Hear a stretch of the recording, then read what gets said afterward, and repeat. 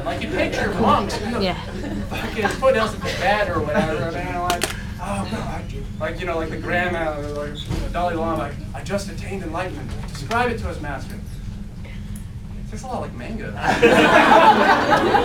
It's disgusting. I don't even like mango. Gone down to the 7-Eleven. Oh, well, that's the best for a closer. Thank you guys for coming out and supporting the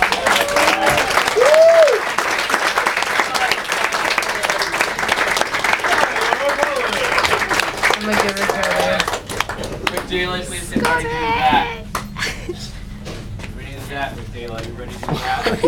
That? That which is all that encompasses You saw me? it was So That good, right? story. That what story? Remember that story? Yes, I know. Sorry. Our friend Jason? Did you know? No, that's That fine. day. No, that's good. Okay. Just gonna keep going. Sad story. We're actually gonna. Clock. We're actually like Oh, you're leaving. leaving? Yeah. Okay. What time I'm is it? sorry. And at the circus, That's there was this clown. Everyone all around town came to see this clown. He was famous. And his name was Bobo. Now I know Bobo is kind of like a generic clown name, but no. His name was Bobo. Bobo.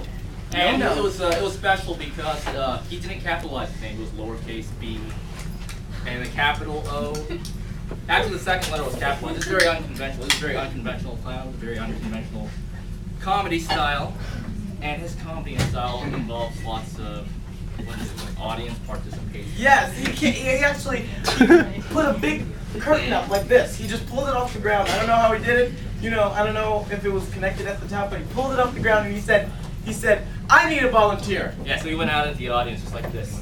Like he's got his clown hair just puffing up like fire. Because it was red. It was red.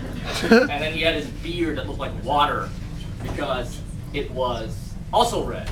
So it looked like red water. It was really awkward. I thought it was blood for a second, and then I was like, no, we're good. So he goes into the audience and he's like, I need a volunteer. And there's Jason. Jason's just sitting out in the audience. He's just looking like a hot shot. He's got his arms crossed. He's got his Mountain Dew in hand and his soul patch right there. Because you didn't know, but he was the captain of the football team and the quarterback. He was a quarterback and captain of his high school football team. And his girlfriend was a cheerleader. He's just sitting out in the audience with a soul patch, drinking Mountain Dew. Thinking, hey babe, watch this. I'm gonna go up there. So he just walks right on stage. Bobo's already in the audience, and he just walks on stage like I'm the volunteer. With his Mountain Dew. So Bobo's like, all right. And this guy thinks he's so extreme, like those guys from Harold and Kumar. He's getting ready to show how extreme he is. So he's standing there, arms crossed, looking confident. Soul patch. I should draw one myself. Here, draw Yeah, a here we go. draw my soul patch. Yeah. I'm trying to get one of those myself. There you go. I Nice. can't grow facial hair, so this is as close as I'm gonna get. So he's standing there, holier than thou, and Bobo says, step behind this clown. Step behind this curtain. Don't step behind this clown, which is in front of the curtain, and put on what's behind the curtain. And behind the curtain, there's this horse's suit. So he's just thinking. So he just drinks his Mountain Dew. This is pretty extreme. So he puts on this extreme horse's head, and he jumps into the extreme horse's suit.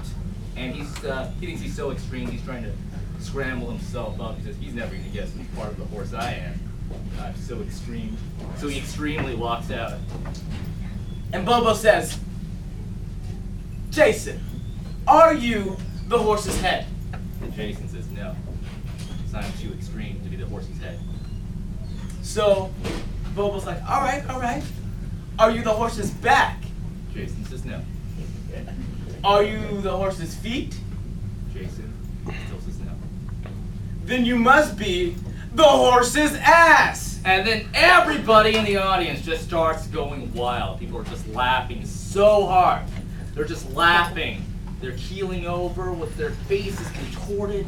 No sounds are coming out of their mouths. They're just turning red and blue in the face. People start crying. It is like the most passionate laughter you've ever seen in your life. They're just laughing so hard that people just start pissing and defecating right on the spot. So there's just some projectile fecal matter just exploding through the back flaps, the rear ends, this volcano of feces and this fountain of urine. Then all the scat porn lovers of America, because they were right next door to the big tent, all of them came over and they started having scat porn right on the spot, Right inside the tent. And people are having such hot sex. And everyone is covered with bodily waste. And laughter. And laughter. And laughing so hard. They suddenly found this clown to be extremely sexually attractive. His fire-like hair, red water-like beard that looks like blood, and all. And everyone just starts coming everywhere. Everywhere. I was wiping my face. It was just everywhere. And Jason was like, oh my God, I cannot believe this happened. And Jason was just so embarrassed that he shaved off his soul patch right on the spot and stopped being so is it still there? Yeah, it's a little bit. Damn it. And then his girlfriend was like, you know what? I like Bobo better. So she dumps Jason right on the spot. Right on the spot. Hooks up with Bobo the clown. And starts having scat porn. Right on the spot. Jason runs out. He's like going like 20 yards. He's like looking back for the catch. And all of a sudden, his parents drive up in a limousine because they weren't suffering from the recession. They roll down his window and they do this to him, and then they drive off. And then they disown him right on the spot. Right on the spot. His teachers come up in a big school bus and they're just yelling at him. Don't come back to school, Jason. We hate you. Fuck you. Fuck you. Fuck you, Jason, right on the spot. And they were shouting, fuck you, so loud. The police thought something was wrong, so the police drove over right on the spot. And they found out, yep, something is wrong.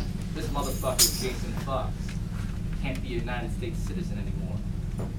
This is not a country full of horses' asses. So they revoked his United States citizenship. On the spot! Right on the spot. They kicked him down, stripped him naked, took his driver's license, ID, social security. Right on the spot. So then, Jason's like, I have nowhere to go. My girlfriend left me, my family left me. I can't even go to school. I'm naked. He's naked. I'm not making naked for you, but use your imagination.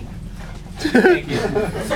So he decides. Oh yeah, no soul patch. He has no soul patch. Just for the record. No more soul. It's black. So he decides to go to Canada. Go to Canada. Because that's what happens if you're not good enough for America. That's a natural thing to do. So he goes to Canada, and he resolves. And all that's on his mind is just once all the sorrow has passed, the only thing is I'm going to get you.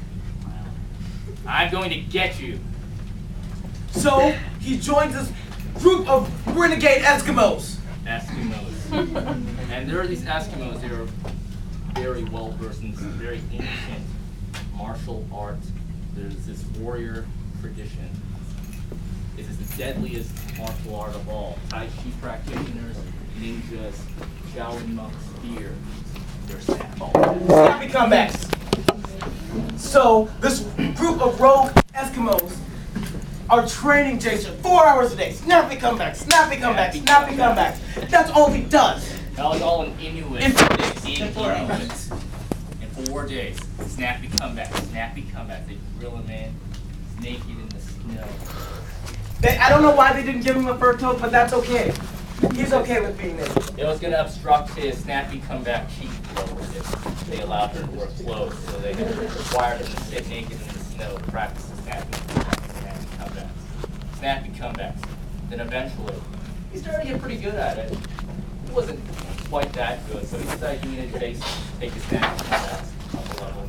So he translated these snappy comebacks into English and decided he wanted to enroll in Snappy Comebacks University.